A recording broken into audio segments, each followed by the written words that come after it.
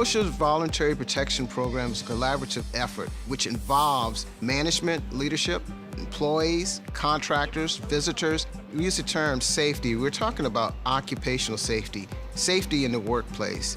Here at the Defense Supply Center Richmond, we don't really focus on low incident rates to gauge our success in the VPP program. We look more at raising employee involvement, getting our senior leaders more involved, addressing hazards through the ESAMS program. Safety is keeping people safe.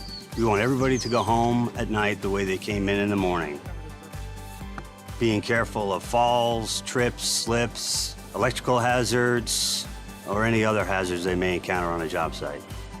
Have you been trained? All personnel on DLA Richmond are participants in the safety program. Contractors are required to provide training to their employees and subcontractors and provide documentation to show that they have completed all safety training to the COR. Well, the contractor's role is, number one, always safety. They'll provide barricades, caution tape, ensure people are wearing their proper PPE, hard hats, safety vests, glasses, steel-toe shoes, gloves, or any other safety equipment that's required for that function. The role of the COR regarding safety is to ensure the contractor proves that he has provided training to all his employees and subcontractors, documents that, provides it to me, the COR, and I provide that to the contracting officer to keep everybody safe on DLA. I inspect buildings to make sure they're up to code, make sure all of the fire suppression parts for the building are functional and operational. Supervisors assign 2 people of each area to participate and be fire wardens for their area. We like for you to note the primary and secondary fire wardens and safety monitors for your location, and also your primary and secondary routes of egress. Make sure your evacuation plans are posted at each of your exits, ensuring that you have your muster point on your evacuation plan so your occupants, visitors, and employees will know where to go to for accountability.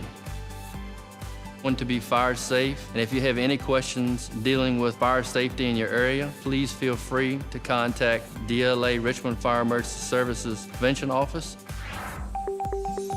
A near miss is when there's a hazard, but there's no injury or illness that occurs from that. For example, if you have a puddle of water on the work floor and somebody slips, but they catch themselves before they fall and injure themselves, that'd be a near miss. Now, a mishap would be the person slipping, falling, injuring themselves. That would actually be your mishap.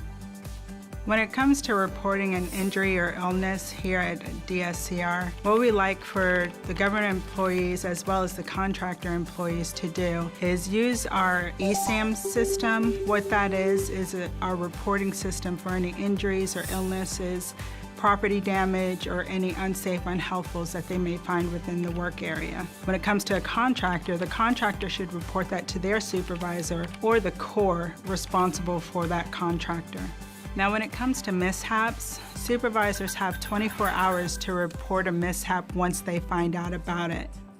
An employee can go to another supervisor if their supervisor isn't there, and that supervisor can actually put that mishap into the system. But once again, they do have 24 hours once they find out about the mishap to go ahead and put that into ESAMS. A job hazardness analysis is done initially with the trainee or individual, be it a contractor or government employee. We go over that initially and yearly, and before the person uses a piece of equipment, they go over the JHA themselves. A JHA is important. It tells you what hazards you have on the job, be it pneumatic hazard, fire, electrical, tripping hazard, and it also tells you what PPE to wear. There's all kinds of training that's needed for any job per se, be a contractor or government employee. It's basically communication. For communication, you have to be able to tell what is a safety concern, safety training. You have ergonomics, environmental, you got hazardous. There's so many. We know that VPP is a success here at GCR by measuring our trends, looking at our accident injury data, and just seeing how the participation rates are increasing in the overall safety program. Well, everybody on DLA participates in VPP. It's common sense safety rules that brings everybody together to keep a safe workplace. Safety is everyone's responsibility. It's not only the safety office's responsibility, but everybody's involved with safety. You're responsible for your brother, your fellow worker in that work environment.